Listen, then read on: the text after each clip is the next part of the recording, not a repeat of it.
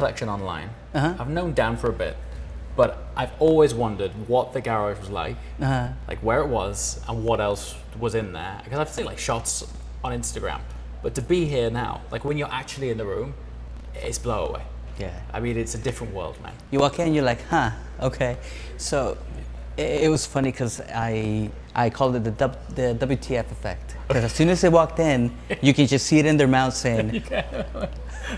It was just like that. Just like that. When you opened the shutter earlier, and I just got this flash of green on a Cinque, I was like, we're gonna have to beat this out.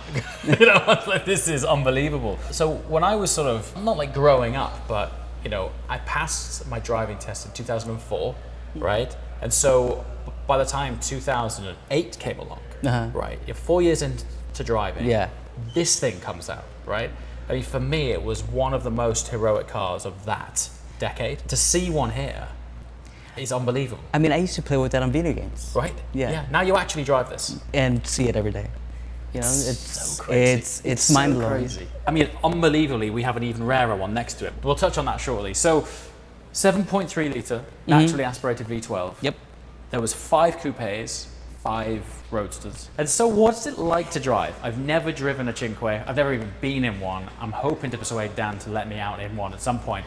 But what's it like? We do have to take it out. You know, it's quick. Yeah. Because it's light. Sure. And it just makes all the right noises. Being naturally aspirated, you just hear that engine just roar. By modern day new V12 standards, it doesn't actually rev that high. I don't know if it's the firing order or the angle of the bank or the configuration of the exhaust layout, but it sounds like honestly, a Formula 1 car. Honestly, it is. It's the headers, the long tube headers. Yeah.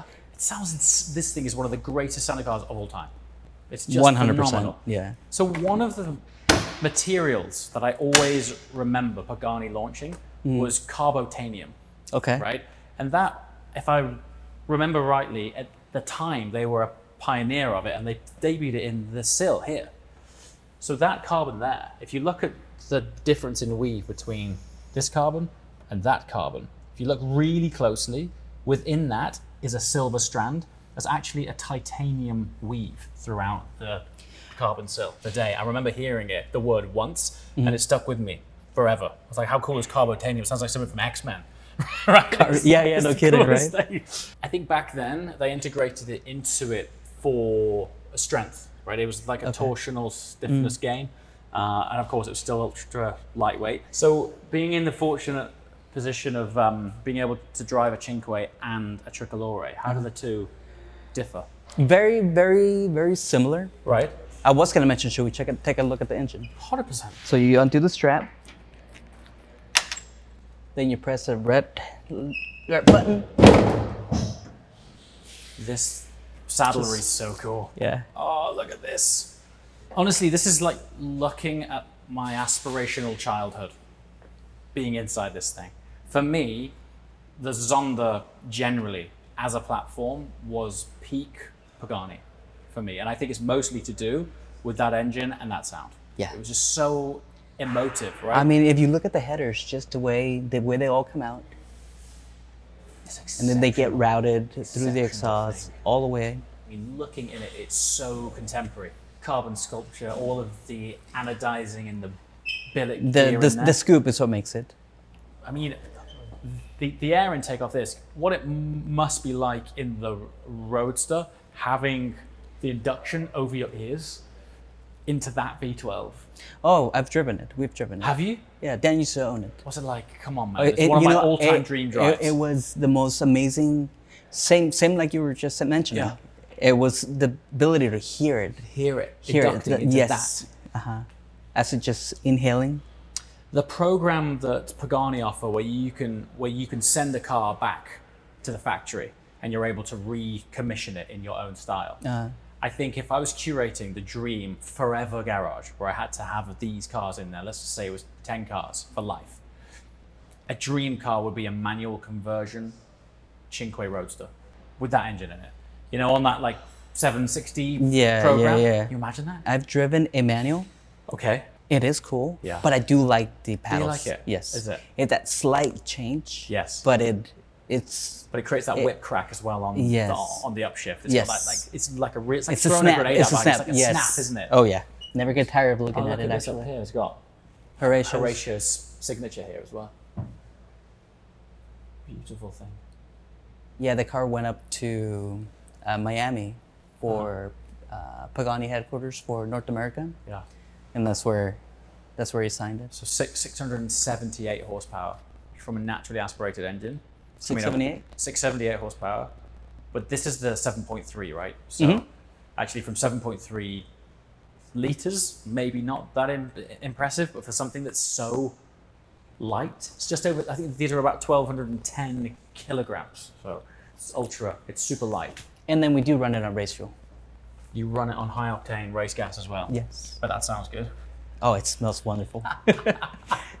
You know, when it hurts your eyes and then it stings and you cry with happiness and pain at the same time. Oh, it's beautiful. Race gas has got that really sweet smell to it, hasn't it? Yeah, it's a very distinctive smell. Have you driven it on normal pump gas? I know in Koenigsegg, like when you run a Jesko on pump versus E85, it is distinctly different. What's the story with it? I've noticed walking around here, most of the cars have Michelin tires on. I'm not used to seeing a Pagani with a Michelin on or a Centenario with a Michelin on. We're very happy with the brand. Brand is the tire itself is a great tire. Whether depending on the weather, like all tires. Yes. But you walk out, warm them up, and they're great day after day after day. So we were very, very happy. It's cool you swapped them all Everything, out. yeah. Pretty much everything's on Michelin. Yeah. Big proud in use of Michelin. It's just funny, like from an aesthetic, right? Like seeing the sidewall of a Michelin on a Pagani is different. Knowing that tire can go 300 miles an hour. Yeah. Over That in and itself, over. which is mad for an off-the-shelf product, right? Right? So, as if I didn't think I'd see a rarer Pagani than a Cinque today. But there's a one of the 3 Tricolore here. Yes, it's actually 3 of 3. This is 3 of 3. 3 of this 3. is number 3 that was built of that production run of 3. Of the 3, yes. So am I right in thinking this was originally created to celebrate the 50th anniversary of the Italian Air Force's aerobatics team? Correct. Is that right? That's correct. Okay, hence the Tricolore stripe, which was on the side of the jets. Yes. Right? It's That's cool. such a beautiful plane. But Turning to an automobile after that? yeah. But only 3. Only 3. And this is one of them. This is one of them. This is one of them. These are sort of teenage, like, poster car wow moments. You see the boats As you here? see in the pictures, it's Pokemon. Yeah. They're like a Pokemon. They're are. one of the rares. You gotta collect Unicorn them. rare, aren't they? Yes.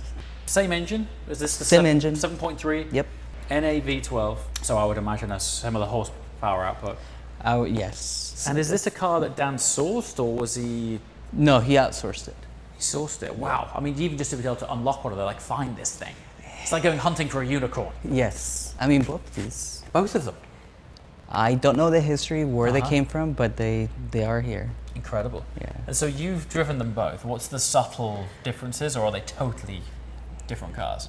Totally different cars. Yeah, they ship very similar. Right. They feel very similar, but they have their own characteristics. I think the Cinque is a little bit louder on the pipes. Right. I think half of the impact here is, honestly, not to keep going back over it, it was just one of those cars at that time, and I think it's my age and at the point that I was really starting to become interested in cars, but I was still learning a lot, and I hadn't long passed my own driving test. So when you look at like the pinnacle of what was available at that time, for me at my point in life, it was these 2 cars at that time. Yeah. So to be between them is insane. It's fully bonkers. Because it's not like, I mean, even though F40s and things are incredible, like they literally made over 1,000 of them, or over 1,200 of them. So 5 and 3 Yeah. Being in the same spot. in the same spot Yeah. is just bonkers. It always brings a smile on every car. You know, one of my biggest things of this car is that the car is also smirking. If you look at the front of the car, Like a little cheeky grin to it in its face. yeah. Be like, hey, look, the car's smirking at you. It's so cool, dude.